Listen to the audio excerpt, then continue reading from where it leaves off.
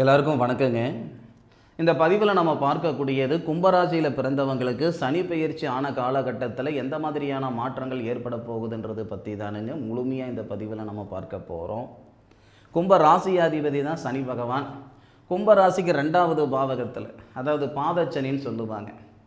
இந்த நேரத்தில் கும்பராசியில் பிறந்தவங்க எது செய்தால் சாதகமாக இருக்கும், எந்த செயல் சாதகமாக இருக்கும், எந்த செயல் பாதகமாக இருக்கும், சனி பயிற்சி அடைஞ்ச தருணத்தில் மற்ற கிரகங்களுடைய அமைப்பு, அந்த கோட்சார நிலைப்பாடு கும்பராசியில் பிறந்தவங்களுடைய வாழ்க்கையிலையும் வாழ்வாதாரத்திலையும் எந்த மாதிரியான அனுகூலங்கள், எந்த மாதிரியான மாற்றங்கள், எந்த மாதிரியான மாறுதலை ஏற்படுத்த போகுதுன்றது பற்றி தானுங்க ஆதாரபூர்வமாக இந்த பதிவில் நம்ம பார்க்க போகிறோம். பலன் சொல்கிறது எல்லாரும் ஆஹா ஓஹோன்னு சொல்லுவாங்க. சொல்கிறவங்களுக்கு ஒன்றும் வாய் வலிக்க போகிறதில்லை. ஆனால் சொல்லக்கூடிய பலனில் ஜீவம், அதாவது ஜீவனம்னா உசுர் இருக்கணும்னு சொல்லுவாங்க. இந்த பலன் சொல்கிறோம்னா இந்த பலனுக்கு ஆதாரம் இருக்கணும். சரிங்களா? அப்போது இந்த கும்ப ராசியாதிபதி சனி பகவான் கும்பராசிக்கு 2வது பாவகத்துக்கு வந்துட்டார். மார்ச் மாதம் 6ஆம் தேதியே வந்துட்டார். அப்போது கும்ப ராசியாதிபதி தனஸ்தானத்தில் தனஸ்தானாதிபதின்னு சொல்லக்கூடிய கிரகம் குரு பகவான். லாபஸ்தானாதிபதி, தனஸ்தானாதிபதி, தனகாரகன் குரு தான். 5வது பாவகத்திலிருந்து கும்பராசியை பார்க்கிறார். இதில் இந்த தருணத்தில் நிறைய மாறுதலும் மாற்றங்களும் ஏற்படும். சார், குரு போய் 7-8 மாதம் ஆகுது, இது வரைக்கும் குரு பகவானுடைய பார்வை நம்ம ராசி மேலே பட்டுட்டு தான் சார் இருந்தது. எல்லாரும் ஆஹா ஓஹோன்னு பலன் சொன்னாலும் எங்களுக்கு ஒன்றும் நடக்கலை. அப்போ சனி பகவான் கோட்சார ரீதியாக நம்ம ராசியில் இருந்தார். வாக்கிய பிரகாரம், திருக்கணித பிரகாரம் சனி பகவான் எப்பயோ மாறிட்டார். ஒரு வருஷத்துக்கு ஒரு முறை முன்னாடியே மாறிட்டார். வாக்கிய பிரகாரம் மார்ச் மாதம் 6ஆம் தேதி தான் மாறியிருக்கார். இப்போது வாக்கியம் வசதியா, திருக்கணிதம் வசதியா, அந்த ஆராய்ச்சி நமக்கு வேண்டாம். இந்த பிரபஞ்சம் கொடுக்கக்கூடிய ஒரு சந்தர்ப்பத்தை பயன்படுத்திக்கிறது தான் புத்திசாலித்தனம். சரியா? ஏன்னா ஜோதிடம் அப்படின்றது உண்மையா பொய்யான்றது நமக்கு நடக்கக்கூடிய நிகழ்வுகள், நமக்கு நடக்கக்கூடிய பலன்களை தான் நம்ம தெரிஞ்சுக்கிட முடியுமே தவிர அது ஆராய்ச்சி அப்பத்துலேருந்து இப்போ வரைக்கும் போயிட்டு தான் இருக்குது. அது ஒரு புறம் இருக்கட்டும்.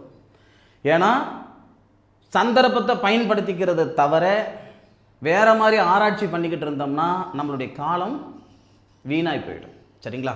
அப்போது இந்த கும்ப ராசியாதிபதி தனஸ்தானத்தில் இருக்க, தனஸ்தானாதிபதின்னு சொல்லக்கூடிய கிரகம் நம்ம ராசியை பார்ப்பதும், தொழில் ஸ்தானாதிபதின்னு சொல்லக்கூடிய செவ்வாய் நம்ம ராசியில் சூரிய பகவானோட சேர்ந்து, தொழில் ஸ்தானாதிபதி கும்பராசியில் பிறந்தவங்களுக்கு யாருன்னு கேட்டிங்கன்னா செவ்வாய். உங்கள் ராசிக்கு 10 கூடிய கிரகம், 3 கூடிய கிரகம். சகோதர ஸ்தானாதிபதி செவ்வாய் தான், தொழில் ஸ்தானாதிபதி செவ்வாய் தான். செவ்வாய் உங்கள் ராசியில் இந்த சனி பகவான் பயிற்சி அடைஞ்ச நேரத்தில் தொழில் ஸ்தானாதிபதி உங்கள் ராசியில் சூரிய பகவானோட, அதாவது திருமண ஸ்தானாதிபதின்னு சொல்லக்கூடிய சூரியனுடன் சேர்ந்து சூரிய மங்கள யோகமாக இருக்கிற நேரத்தில் தான் சனி பகவான் பயிற்சி அடைஞ்சார். அப்போது கழுத்து பிடிக்கிற அளவுக்கு கடன் பிரச்சனை இருக்குது சாமி, பண பிரச்சனை இருக்குது சாமி, இருக்கலாமா இருக்க வேணாமான்ற மனநிலையில் இருக்கிற கும்பராசியில் பிறந்தவங்களாக நீங்கள் இருந்தீங்கன்னா உங்களுக்கு தான் இந்த பதிவு. இல்லை உங்களுடைய வீட்டில் யாராவது கும்பராசியில் பிறந்திருக்கிறாங்கன்னா கண்டிப்பாக அவங்களுக்கு தான் இந்த பதிவு. ஐயா, நீங்கள் யாரோ எவரோ எங்கே இருக்கிறீங்களோ, கருப்போ சிகப்பான்னு எனக்கு தெரியாது, ஒன்று மட்டும் சொல்கிறேனுங்க. 1 லட்சம் ரூபாய் கடன் இருந்தாலும் சரி, 1 கோடி ரூபாய் கடன் இருந்தாலும் சரி, அடுத்த 2 வருடத்துக்குள்ளார அந்த கடன் பிரச்சனையை சரி செஞ்சுக்கிறதுக்கான பாதையை இந்த பிரபஞ்சம் உருவாக்கி கொடுத்துரும். அதுவும் இப்போ மார்ச் மாதத்தில் இருக்கும். ஜூன் மாதம் 16ஆம் தேதிக்குள்ளார கும்பராசியில் பிறந்த உங்களுக்கு மன நிறைவு, மன நிம்மதியை ஏற்படுத்திடும். முக்கியமாக மன அழுத்தத்தை குறைச்சிடும், சரிப்படுத்திடும் இந்த பிரபஞ்சம். அனுபவித்து சொல்லுங்க. ஆராய்ச்சி நான் பலன் சொல்லிட்டு இருக்கிறேனுங்க, அனுபவித்து சொல்லுங்க, நடந்துதான் நடக்கலையான்ட்டு. அதாவதுங்க ஒரு விஷயம் நல்லா புரிஞ்சுக்கணும். நேர காலங்கள் மட்டும் சாதகமாக இருந்தாலும் போதாது, முயற்சி மட்டும் இருந்தாலும் போதாது. நேர காலங்களோட முயற்சிகளும் இருந்தால் தான் நம்ம போக வேண்டிய இடத்துக்கு போக முடியும். இல்லையா? நல்ல உச்சி வெயிலில் நம்ம நடக்கிறதுக்கும் ஒரு காலையில் நேரத்தில் சாயந்தர நேரத்தில் நடக்கிறதுக்கும் வித்தியாசம் இருக்குது.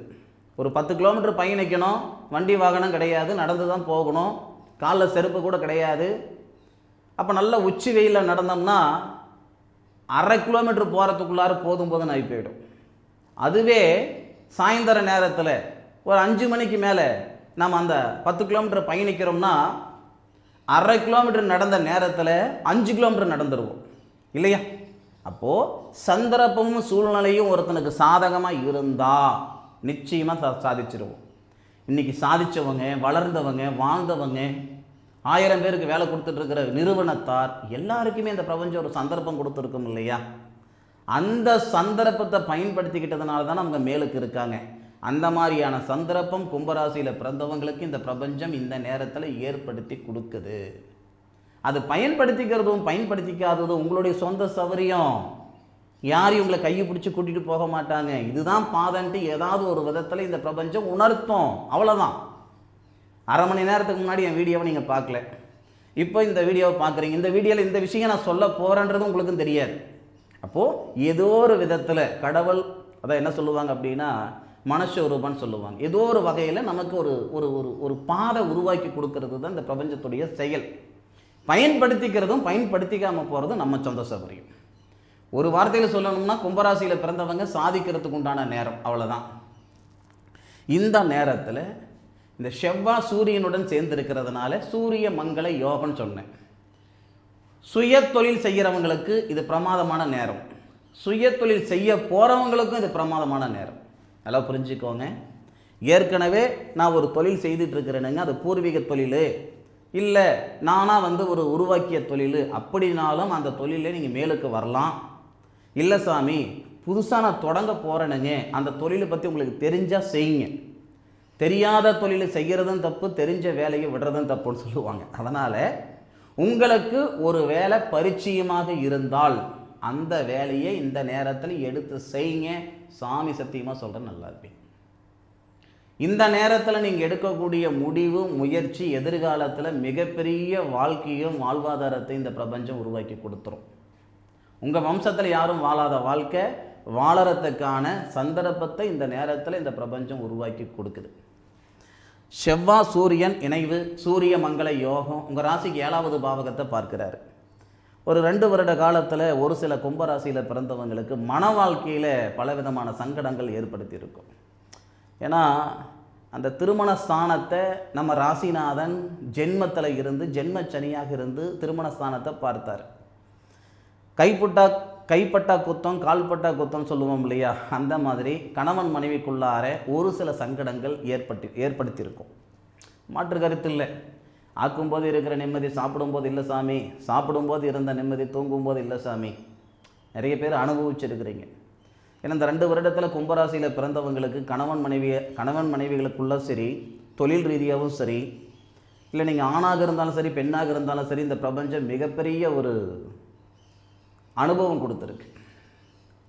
இதுக்கு மேற்கொண்டு நம்ம எப்படி வாழணும், எப்படி நடந்துக்கணும், என்ன செய்யணும், என்ன செய்யக்கூடாது, என்ன பேசணும்னு முதல்ல கொண்டு இந்த 2 வருட காலத்தில் கும்பராசியில் பிறந்தவங்களுக்கு இந்த பிரபஞ்சம் மிகப்பெரிய அனுபவம்.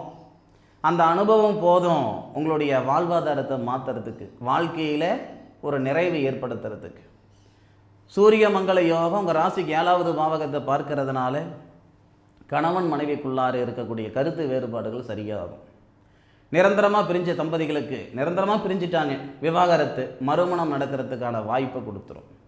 இந்த காலகட்டத்துக்காக தான் இத்தனை நாள் நான் எதிர்பார்த்துட்டு இருந்தேன்னா, இல்லை இந்த வாழ்க்கை அமையறதுக்காக தான் அந்த வாழ்க்கை கடவுள் என்னை பிரிச்சிருச்சா அப்படின்ட்டு நீங்கள் உணரக்கூடிய அளவுக்கு நிச்சயமாக இந்த பிரபஞ்சம் ஒரு நல்ல ஒரு வாய்ப்பை கொடுக்கும். அதுபோக இதே இடத்துல நமக்கு புதன் இருக்கார். முக்கியமான ஒரு சமாச்சாரம் என்னன்னா, புதன் அவர் 8க்குடைய அதிபதி அவர் தான், 5க்கு அதிபதி அவர் தான் புதன். இந்த நேரத்தில் என்னையா புதனை பற்றி சொல்கிற, சனி பயிற்சி பலன்னு தானே சொல்லிட்டு இருக்கிற அப்படின்னா, ஏங்க புதனுடைய வீட்டு தானுங்க நமக்கு சனி பார்க்கிறாரு. சனி குருவுடைய வீட்டில் இருக்கிறதுனால, குரு பார்வை நம்ம ராசியை பார்க்கறதுனால ஒரு மாதிரியான பலன் சொன்னேன்.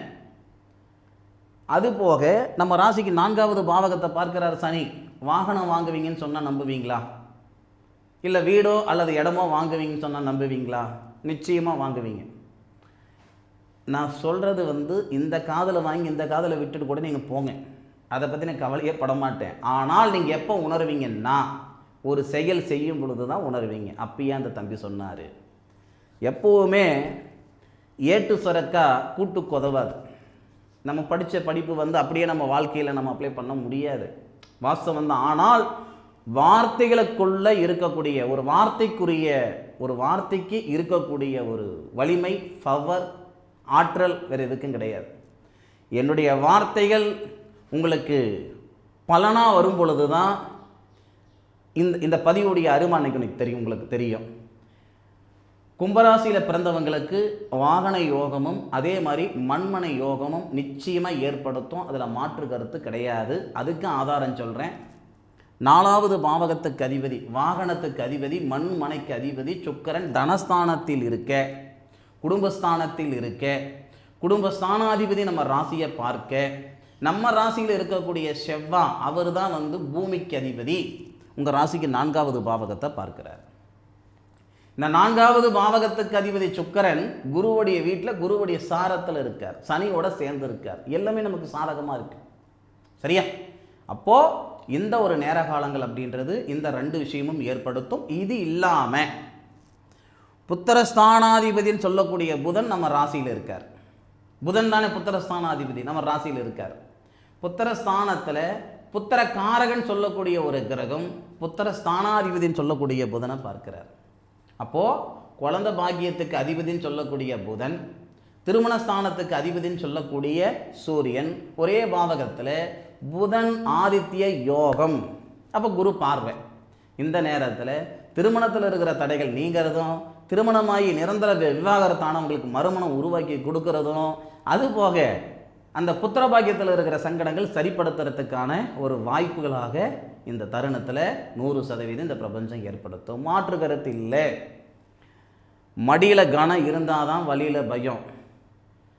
எனக்கு பதிவு போடுறதுக்கு தாமதம் ஆகுமே தவிர சொல்லக்கூடிய பதிவில் 100% ஜீவனம் இருக்கும், அதாவது உசர் இருக்கும். அதில் மாற்று கருத்து இல்லை. அந்த ஜீவன் நிச்சயமாக அதில் இருக்கும். நீங்கள் உணர்ந்து சொல்லுங்கள், அனுபவித்து சொல்லுங்கள். ஒரு அற்புதமான ஒரு பாதையில் பயணிக்கக்கூடிய கும்பராசி நண்பர்களுக்கு மனமார்ந்த வாழ்த்துக்களை சொல்லிக்கிறேனுங்க. மிகப்பெரிய ஒரு சந்தர்ப்பம் உங்களுக்கு உருவாக போகுது. அதுபோக வாழ்நாள் முழுவதும் வரக்கூடிய பலன்களை தெரிஞ்சுக்கிடணுன்ற எண்ணம் இருந்தால் இந்த மாதிரி ஒரு ஜாதக புத்தகத்தை உருவாக்கிக்கோங்க. உங்களுக்கு யாராவது தெரிஞ்சவங்க இருந்தால் நான் பிறந்ததுலேருந்து கடைசி வரைக்கும் வரக்கூடிய தசாபுத்தி பலன் உங்களுக்கு தெரிஞ்சால் எனக்கு எழுதி கொடுங்க ஏன்னு சொல்லுங்கள். இல்லை அப்படின்னா உங்களுடைய பிறந்த தேதி, நேரம், அப்பா பேர், அம்மா பேர், பிறந்த ஊர், வீட்டு அட்ரஸ் அனுப்பி வைங்க.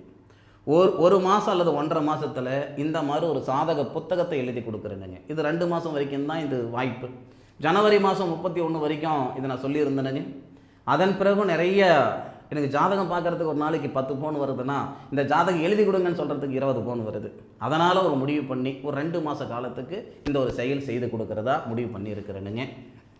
இது ஒரு மனுஷனுடைய ஆயுள் முழுவதும் வரக்கூடிய ஒரு பலன், தசாபுத்தி பலன். மெயினாக தசாபுத்தி பலன்.